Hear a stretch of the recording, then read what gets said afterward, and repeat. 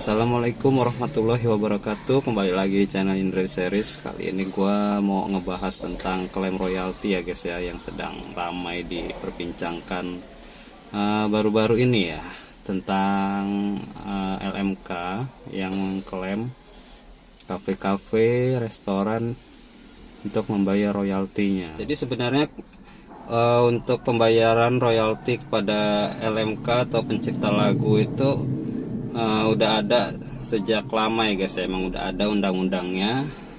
Emang baru-baru ini baru mereka gerakan ya. Jadi ya menurut gua wajar ya kalau ada pro kontra warga masyarakat yang kaget gitu tentang royalti ini. Tapi emang sebenarnya emang harus secepatnya emang masyarakat itu mengerti ya tentang royalti. Oke, saya di sini mengerti ya sedikit tentang LMK, dan juga saya sebagai pencipta lagu juga iya, dan juga saya sebagai masyarakat juga iya ya, sebagai penikmat musik ya. Jadi insya Allah saya mengerti ya tentang ini semua, dan saya akan men-share ya pendapat saya ini.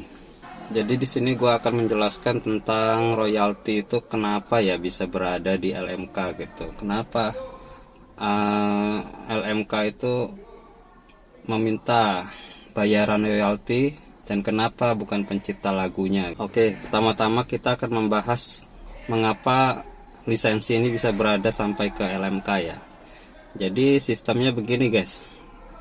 Awal mula si pencipta lagu itu membuat lagu, lalu mereka merecording lalu mempublish itu berarti kan mereka menjual ke store lagu ya, melewati agregator ya.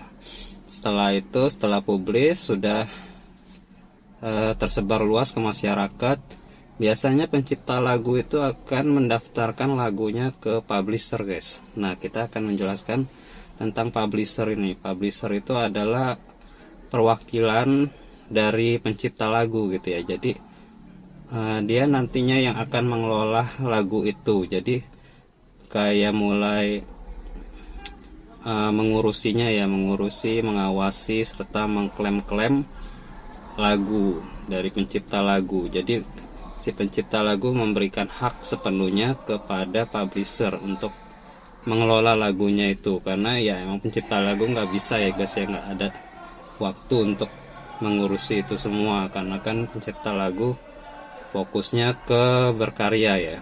Jadi yang diklaim oleh publisher itu yang sifatnya online guys, seperti penggunaan lagu kita di YouTube ya, lalu di film-film, TV-TV, lalu di iklan gitu guys. Itu publisher yang bertugas. Kenapa bisa sampai ada urusannya ke LMK? Jadi pencipta lagu itu kalau udah mendaftarkan lagunya ke publisher, otomatis publisher itu mengikut sertakan LMK guys. Jadi kita ini kayak emang diminta dari publisher itu untuk mendaftarkan juga ke LMK. LMK itu apa? Lembaga Manajemen Kolektif ya. Nah, dia tugasnya di mana?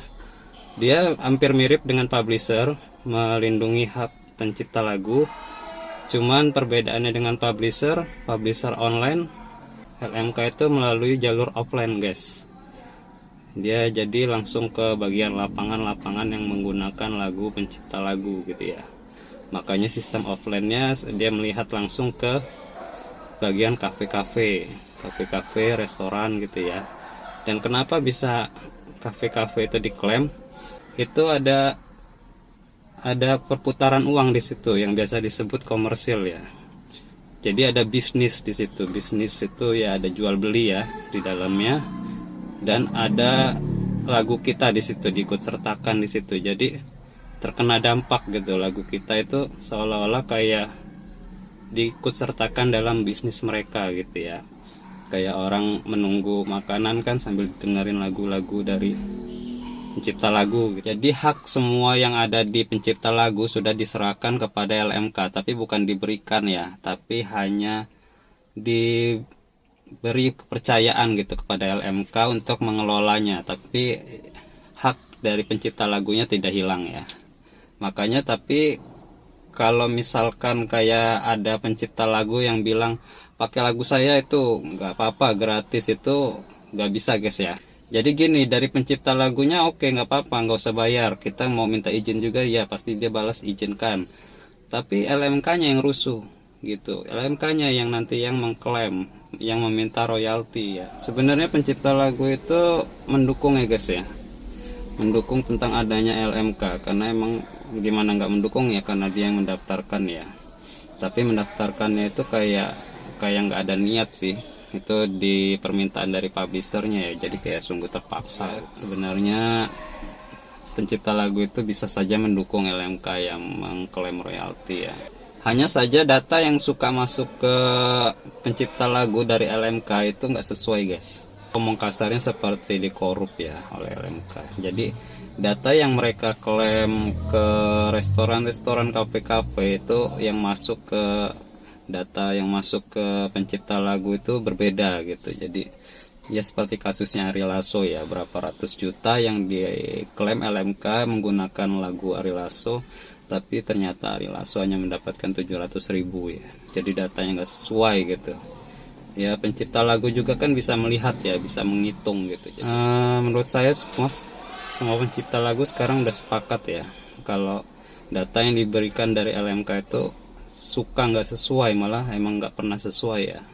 Jadi ya karena data yang nggak sesuai dan hasil yang nggak sesuai, makanya ya pencipta lagu itu kayak pasrah ya, terserah gitu kan.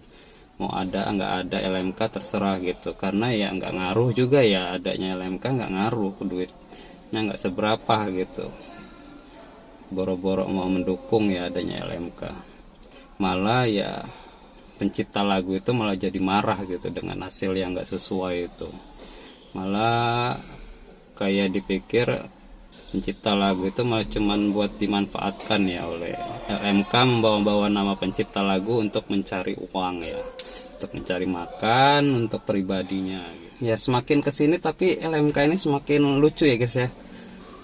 Yang baru-baru ini LMK mengklaim bahwa penggunaan lagu di kondangan ya, di nikah-nikahan, hajatan-hajatan itu diklaim royalti juga. Itu yang nggak masuk akal ya, karena ya aneh aja gitu ya, karena itu nggak ada urusannya dengan komersil ya. Namanya komersil itu kan di dalamnya ada jual beli ya.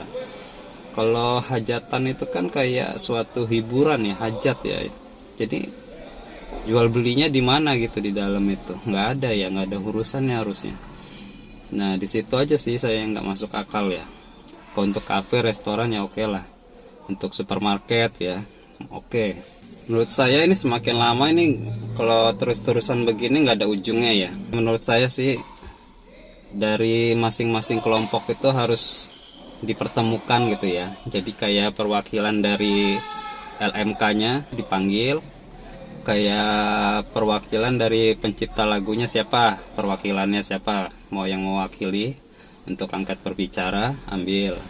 Lalu dari perwakilan masyarakat ya ambil juga. Itu ketiga ini harus dipertemukan gitu untuk dirundingkan bagaimana bagusnya gitu, gimana keinginannya masing-masing. Dari misal dari LMK keinginannya apa, keinginannya mengklaim royalti dari atas nama pencipta lagu gitu kan, yang seperti sekarang.